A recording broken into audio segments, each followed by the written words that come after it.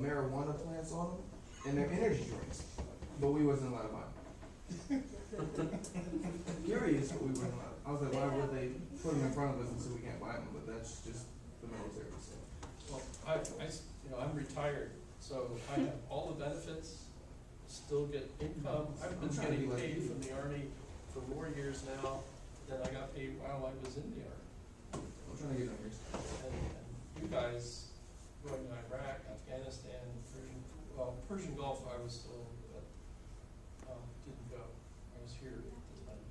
But I feel so, in a sense, and the worst of it is actually because I was stationed in Berlin, which was officially still in World War II at the time.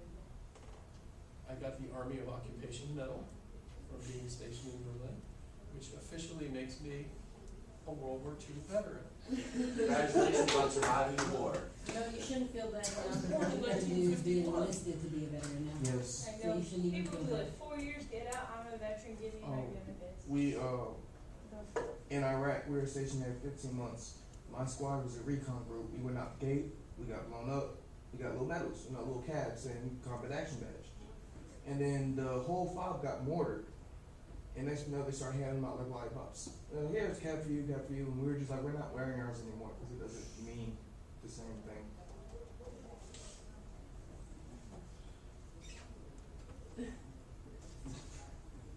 Where was I? You were in Hawaii. Let's Enjoying yourself. Honestly, lots of really current activity going on over the nature of language. Language is the new frontier. If you take philosophy courses, you go through the history of philosophy, it's really kind of how did we progress? Granted, it's the Western mindset, right? I love it. It's great stuff, interesting stuff, explains so much. But the end result of where we are today, and trying to understand ourselves, we go meta. We talk about talking about talking about talking. So meta ethics, meta ethical theory, meta, everything, because we want to be, outside of the system, as if we could ever really get totally out and look at things with a clear objective viewpoint. But when we're talking about language and how it works, how it structures our perception of the world and limits our perception of the world, that's where we're so fascinated today, because we want to be able to explore more possibilities. And we want to see how the neural correlates of consciousness are associated with the language. It's pretty clear. You study foreign languages, especially as a kid, you end up doubling your neural network. So it's literally just more stuff in your brain. So that's all there. That's really linguistics, semantics, the study of signs, semiotics. Right? So that's all there and associated with logic, and will be an important part of our very practical analysis of arguments, because it seems like for the most part, especially in like politics, religious arguments, things of that sort, we argue with one another, we feel like they're real arguments, but logic really can't help, because we're talking over one another, we're around one another, we're missing the point because the meaning of what we're saying, this guy's playing checkers, this guy's playing chess, and they're arguing over the rules of the game. They're not talking the same game. They think they are. And that's where really we're coming in with the kind of a meta language of the two languages. It says, I see why you are not understanding one another. You're thinking this, and you're thinking this. You think you're both talking about the same thing, but you're not. You're actually in agreement. Look, I'll show you how. And you translate for them, and they go, I thought okay. And now they're okay, right? So that's a tool for management. If you think about it, a multicultural society, you've got people with lots of different viewpoints. You're the manager, you're trying to keep everyone coherently occupied and getting the task done and so on. And you realize you've got personnel that don't understand one another, and you have to be the translator to come in and understand them. You can't take sides, because then you're lose half your workforce, right? Do you think that kind of comes out of like thinking about debate in that kind of way, like just like we were talking about upstairs with a team and whatnot, like pausing discussions like in that manner kind of causes that problem? Like if anytime you have a discussion about something, it's set up as a debate, one side versus the other.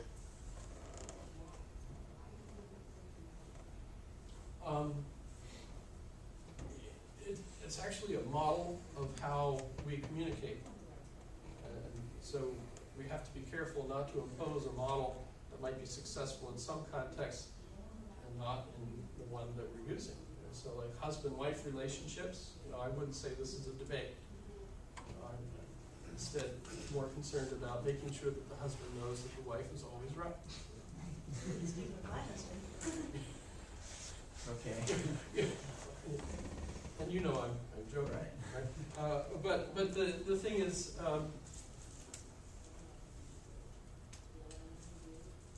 we do seem to come gradually through an educational process where we learn from our parents, our peers.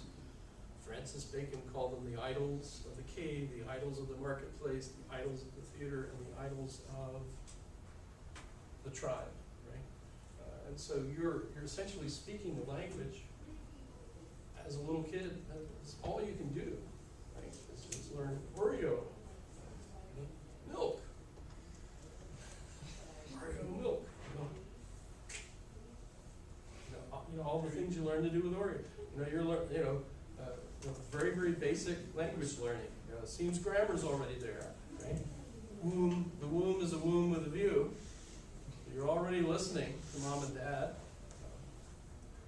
My children were adopted, and when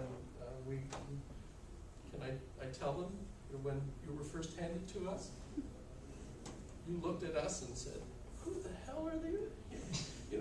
Her expression, she was only 3 days old, but the expression on her face was, "Who are you?" She recognized we were not the voices that she was listening to all those months, right? But if you think of it, boy, that's the only way for language learning to take place. And it's not just language learning, it's also the formulas or the stories that describe what the world is and what our point of living is. We all need a story. We all need a narrative that explains my role in life, right? So I'm a teacher, and I study the role of how to be a good teacher, right? I need to be knowledgeable of the subject matter. I need to be enthusiastic. I need to love my students, but not in a way that gets me in trouble, right? Right, there's rules, and I study those so that I can play the role in this narrative, right? As well as possible. Same thing with being a parent or being a cousin or a citizen.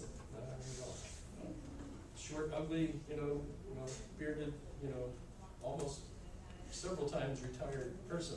All those characterizations fill me with these stories that I try to learn about and follow, right?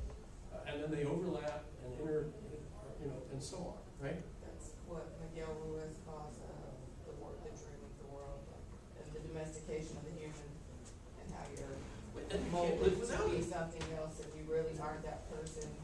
But you gotta go back and go back and go back and go back and go back to find out who you really are, because you're only who the dream made you, basically. I realized out of personal experience that your initial dream changes with you during situations. Maturation. Because when I was in the Army, I had a family, but I was always deployed or in the field, so I was never around children.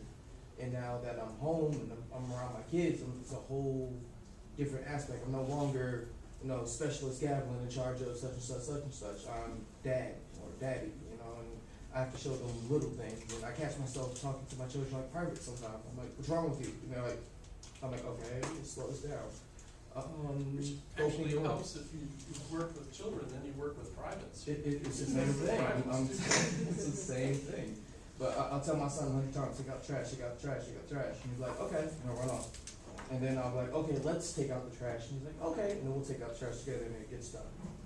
So it's just, I just noticed that, the dream that I was is different from the dream that I am now. I've only got 5 minutes left, or thereabouts, and I wanna pose a question for you.